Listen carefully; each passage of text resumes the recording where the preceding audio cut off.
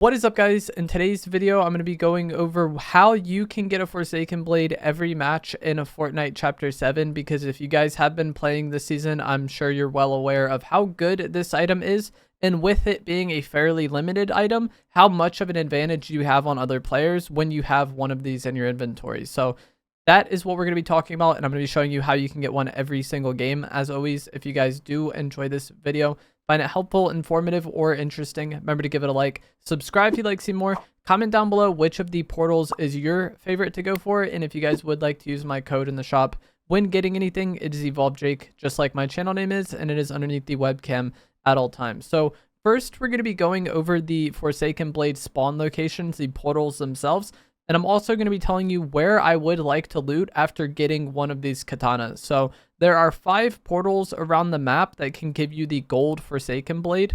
One is outside Tiptop Terrace. One is outside Clawsy Lodge.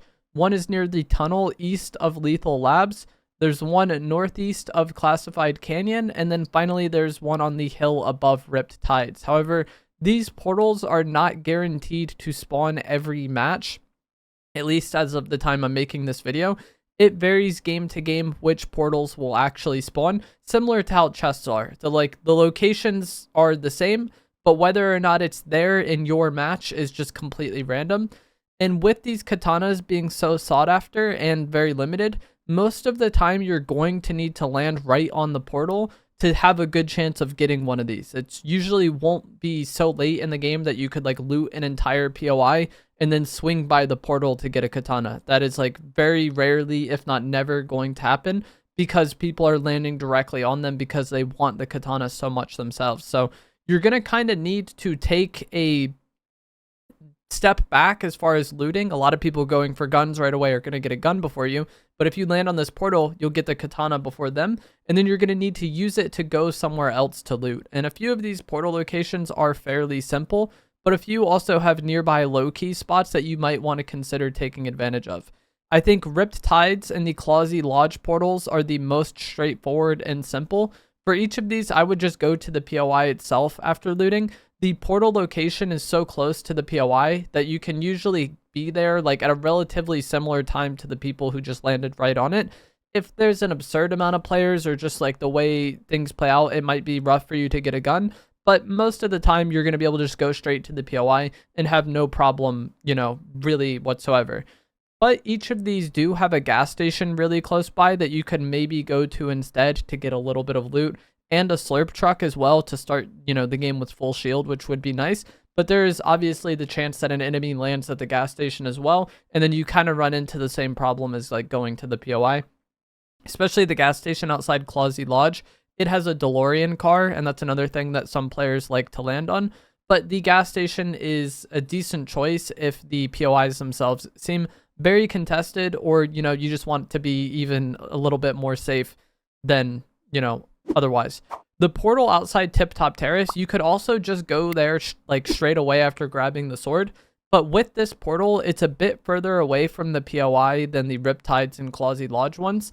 And also with Tiptop Terrace being a very vertical POI, it can be kind of weird to get up there because you have to get to the POI and then get up using the katana. So the people actually landing there are going to have a decent amount of time to loot while you're getting the katana. So they're more likely to be actually ready to fight, which can be a problem for you. But there actually is a giant tree stump nearby the portal spawn that has 3 potential chest spawns, so you could grab that before making your way to the POI to at least give yourself some loot and not feel like you're in as much of a rush to just get there as fast as possible and hopefully find a gun. That way you can somewhat defend yourself. So if I'm going to Tiptop Terrace, I would like to go to that stump first and then make my way towards the POI. So those first 3 are pretty straightforward and pretty simple. The next 2 are a little bit more creative in terms of, what you might want to loot.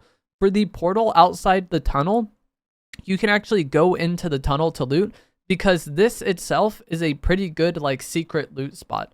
If you break this wall behind the Coral Buddies, you will get into a small piano room, which has more barrels, a few chest spawns, and a guaranteed rare chest. So you have a solid amount of loot, and you probably got full shield off the amount of barrels are here. You could definitely get full shield with how many barrels are in this area. So that's really good for you. When you're landing at a spot that's like kind of small and doesn't have that much loot, barrels are really good because then you're going to be able to carry any of the other like shield items you find. And that makes an area that doesn't have very much loot a lot better than it otherwise would be.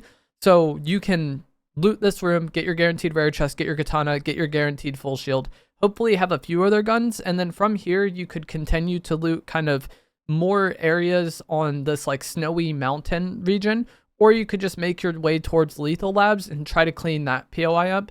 Lethal Labs is not a POI I really enjoy fighting at that much at all, but this early on in the game, if you have a katana, you very likely have a mobility advantage on everybody else in the area, and so it should be easy for you to clean it up.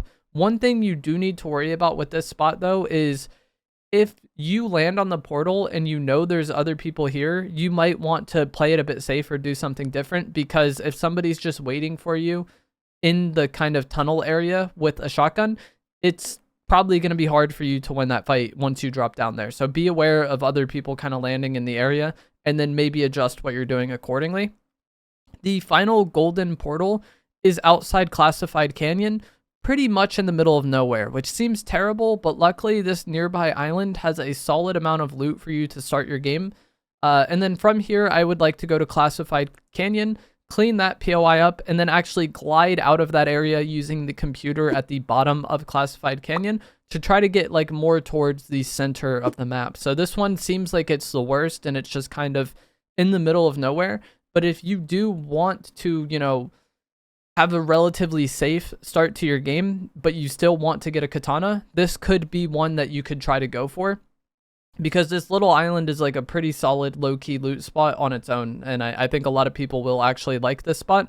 And even though it is very far on the edge, with the amount of launch pads in the area and the computer at the bottom of Classified Canyon, you can get more into the action pretty quick. So while it's very on the edge, it doesn't actually play like it's extremely an edge spot, even if you don't get the katana, which is really important because, as I said, these portals are all just random whether or not they're going to spawn. But if you want a guaranteed way to get the Forsaken Blade in Chapter 7, then what you want to do is land at the Sandy Strip POI.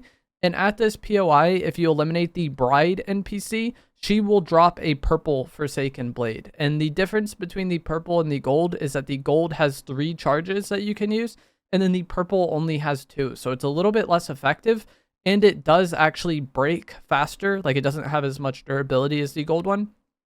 But if you want a guaranteed Forsaken Blade, this is where you're going to want to land. And even though the purple is a decent step back from the gold, you still have a massive advantage having this in your inventory, because not a lot of people are going to have the Forsaken Blade. So being able to combine this with shockwaves, I think gives you a pretty big movement advantage on people who are just using shockwaves or who are using shockwaves in a wingsuit, especially when it comes to like fighting mobility.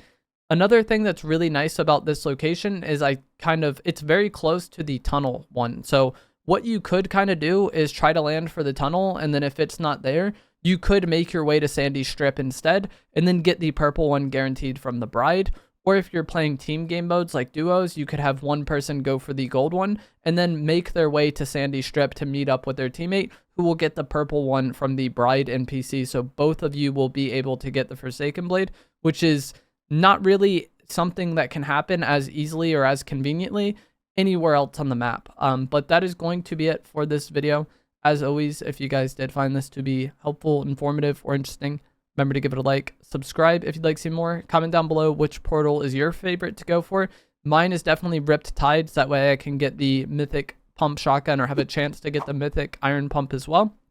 But let me know what you guys think, and I will see you guys in the next one. Thanks for watching.